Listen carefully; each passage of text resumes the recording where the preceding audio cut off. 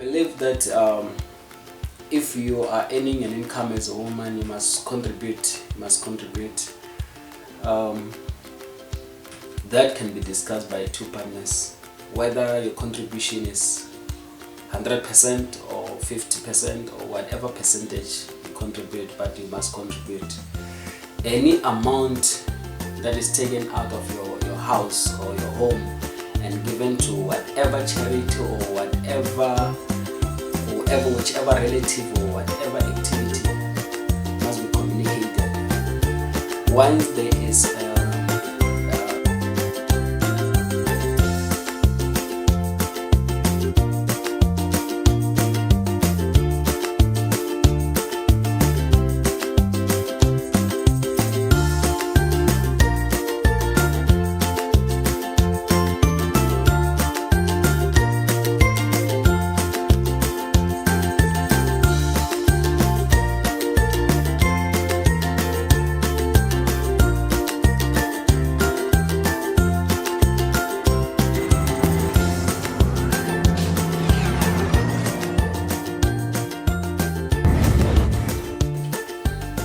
Hello guys, welcome to Zeiler Talk Show with your talk show host Zeiler.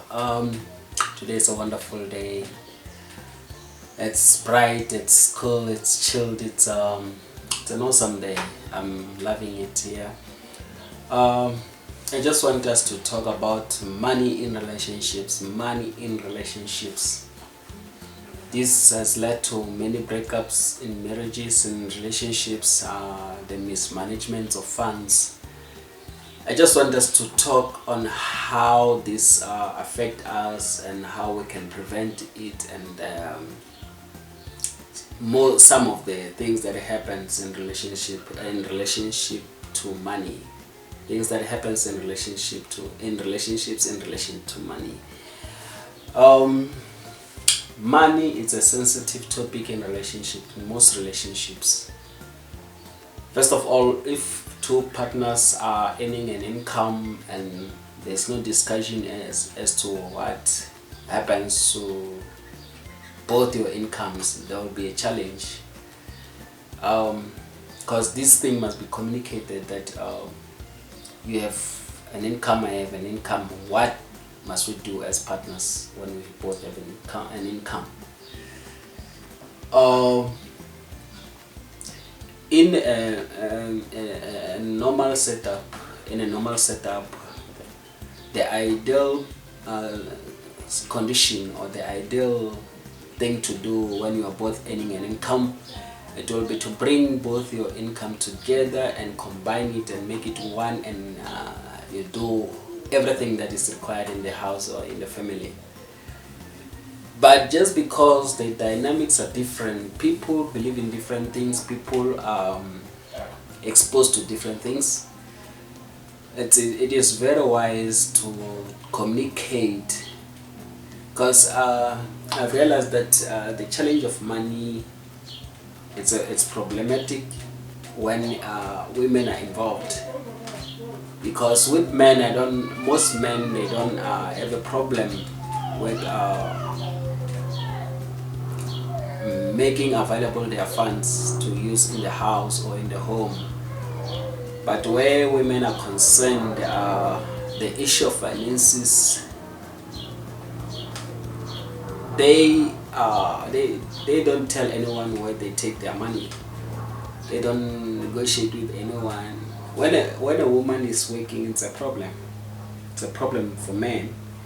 When a woman is working, it's supposed to be a blessing, but in most relationships, it's a problem for men. Because when I'm working as an individual, as a man in the house, in the home, and you are not working as a woman, I take care of everything. But when we are both working, then there's a challenge. One refuses to release their funds, and then one person is expected to utilize their funds or their resources to cater for every one of us, for every one of us. In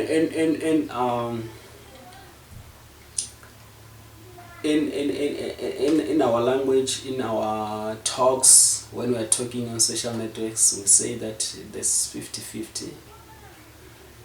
I don't support 50-50, but most of you, I know you do support 50-50, but you don't practice it, because 50-50 means 50-50 in everything. It means 50-50 in your finances, 50-50 in your activities. Whatever you do, what is done on the left, it must be done on the right. It means 50-50 in all your activities, not selectively, everything. If a man does this, also a woman is expected to do it. But that's not how it's supposed to be, because when you look the physique of a man, it's different, completely different from that of a woman.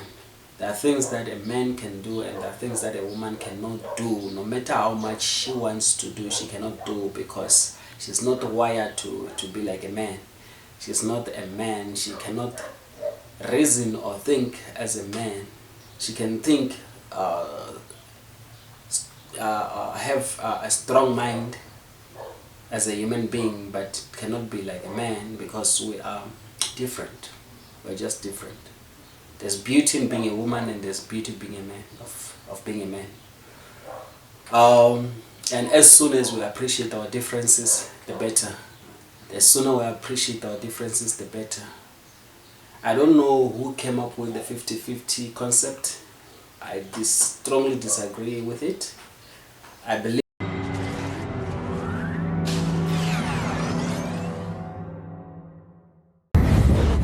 a man, as the head of the house, must take care of his house, as the head must take care of the house.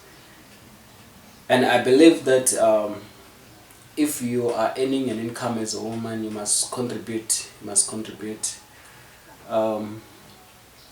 That can be discussed by two partners, whether your contribution is 100% or 50% or whatever percentage you contribute, but you must contribute. Any amount that is taken out of your house or your home and given to whatever charity or whichever relative or whatever activity must be communicated. Once there is secrecy in the utilization of finances in the home, there's a problem. If you are practicing that and your husband is not aware, be warned that by the time he realizes or the time he finds out, you are in trouble, because he will do worse than you. He will do worse than what you're doing, or she will do worse than what you are doing. If you are giving money to any of your relatives, let's say your cousin, your whoever, or your spouse, your side chick, whoever is getting money or an allowance from you and your partner is not aware of it, the day they find out, you'll be in trouble. You will wish you never done it in the first place. Finances are very important because they contribute into the development of the whole house. If you are fortunate and you are married to a spouse who can manage finances, wow, there's a problem. By this I'm talking about a woman or a man who will get money and then they spend all of it without taking care of the necessities, of the basics. The basics, I'm talking about your groceries, I'm talking about your rentals, I'm talking about your bills, like your basic bills, like school, your school fees, your accounts, if you have your accounts, or whatever basic you may think of.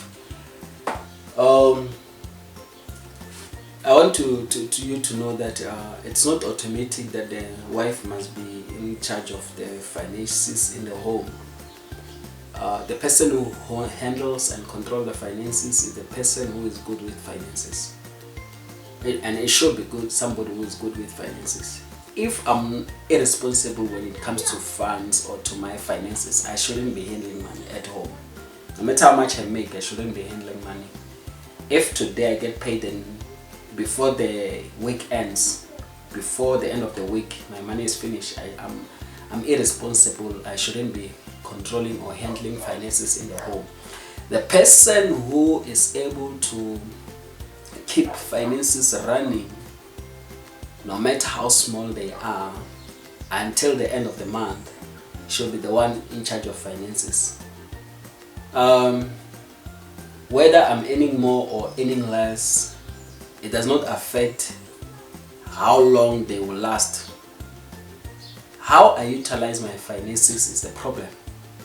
It's a contributing factor, because I can be earning 8,000 and still manage my funds until the end of the month. You can be earning 80 or 70 or 60 and still be begging before the end of the month. So we should look at that, because many people, they fight in relationships and marriages because of the mismanagement of funds, the mismanagement of money. Money, it's a very important topic. The issue of money is very important, because if you want to develop a home or build something in the home, or go to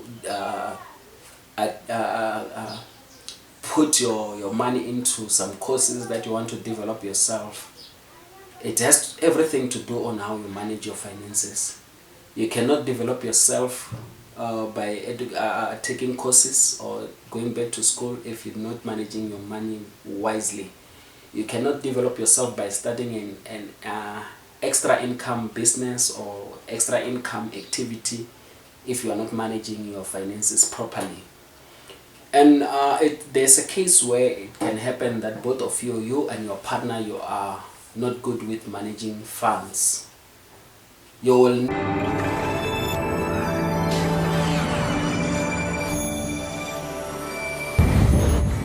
in that case, you will need a financial advisor who can be able to assist you in that regard, because it's not given that we are all good in something or we are all good in finances. It's very much possible that both of us may be lacking in that area. It's very much possible that one of us can be gifted and one of us can be lacking in that area. So as long as we realize our weaknesses, the sooner the better, and the right person must be in charge. It does not have any gender. It does not consist of gender. There's no gender selectivity. So it can be a woman, it can be a man. As long as you are good, you are the one in charge. If I drink all the money in one day, I'm not supposed to go close to the finances. If I open accounts and spend all my money on accounts, on clothing accounts, I'm irresponsible. I'm not supposed to handle finances. If I give money to each and every person that asks from me without even thinking twice, I'm not supposed to be handling money. I'm generous. That's a person who is generous, very generous. Like wherever, if I'm walking on the street, the sisters say, buy me airtime, I buy them airtime. Sisters say, please lend me 200, I lend them 200. I'm not supposed to be handling finances. The person who is supposed to be handling finances is a person who is stingy in a nice way. Stingy in a nice way, I'm talking about somebody who will make sure that you lack nothing in the home. Whatever is short, they buy. There are people who can, you can starve having money. There are those people who are very stingy that you can starve having money in the house. They say, I don't have, even when they do have, and the meal is finished, or whatever you eat is finished. Veggies are finished, and they can't take out the money from the bra, wherever they put it, wherever they stack it, and buy whatever is necessary in that time or that era, that time. So yeah, I think I wish I could just talk much about finances, because it's a problem. Because even giving a church, you have to discuss as a couple that today we are going to give this much to a church or to this pastor. You have to discuss. I don't just take money and go and give alone without discussing with my wife. It's called irresponsible. I'm irresponsible if I do that. I don't just take money and go and gamble without talking to my wife. When I go and gamble, we're supposed to agree that we are going to gamble, and then when we fail, or when we are child in our gambling, then it means that we both understand, we both know what went wrong, what we did wrong. So yeah, so money, there must be communication where finances are concerned. Otherwise, we will point fingers at each other and end up divorcing or separating because of money. So even when we're supposed to pay lobola for you as my partner, we have to discuss that this is how much I can manage, this is how much I can get, I am able to accumulate. So tell your mother, tell your father, tell your uncles, this is how much I'm making and this is how much I can afford. Then she will come back and tell me that, okay, this is how much they will charge you. So that's called being smart when it comes to finances. We don't just do things. When I want to buy a house or buy a car, we must sit down with my partner. I don't surprise my partner with a house and say, talala, like house keys, like bought a car, bought a house. Bought a house alone, we are partners, right? We are supposed to be partners. We're supposed to do things together. There's another marriage contract, which is I don't understand how they do things, or they set these laws. It's what is yours, what is mine is mine. I don't understand how you deal with the finances part, but I'm addressing the situation where what is yours is mine and what is mine is yours, like community of property. And that is the marriage that I think even in Christianity it's the way to go, because yeah, I think it's the way to go. But it doesn't mean that we have to go blindly. We have to be or to open our eyes. We see these things. And guys, you don't get surprised in marriage about how your partner handles finances. You must study them whilst you are still dating. You must study them before you commit and say and take the vow and say till death do us apart. No, you study them, you take them out to a restaurant, you see how they spend. Don't be excited that they spend without even thinking. It means it's stupid if it is spent without thinking. And don't be ignorant and say no, he's stingy with his money. No, there's another stinginess, which is being responsible. You must check if a person is stingy or a person is responsible. Your partner must be responsible. If they are not responsible, you will cry hot tears, because you will be in a home, you want to go to work, but the car doesn't have fuel. You're in a home, your car gets stuck or get a slow punch, and you can't fix the wheel. You can't fix the wheel because you don't have finances. There are a lot of things you have to think about before you commit, because this is a lifetime thing, and you don't want to be stuck with somebody who can control their finances. Believe me, you don't want to be stuck with somebody who thinks about partying all the way. They drink their children's school fees. They drink even their future. They drink whatever cent is left.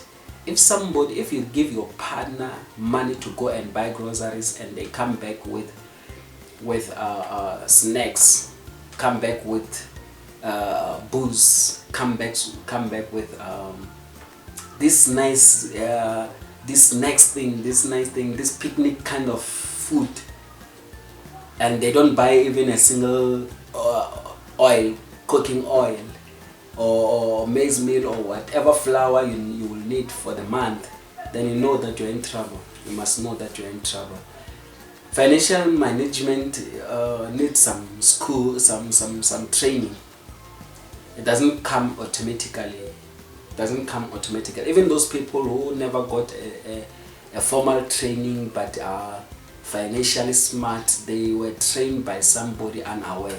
maybe somebody in the home, maybe their mother in the home or their sister in the home, or there's somebody who was staying with them was good with finances, and then they were able to, as they were living with them together, they were able to transfer it to their sisters or to whoever they transferred it to without them knowing that they are learning. But what matters is that they got a lesson, they learned and they grasped it, and they used it for their future. Thank you so much. I really appreciate your time. Until our next episode, thank you. Enjoy. Bye.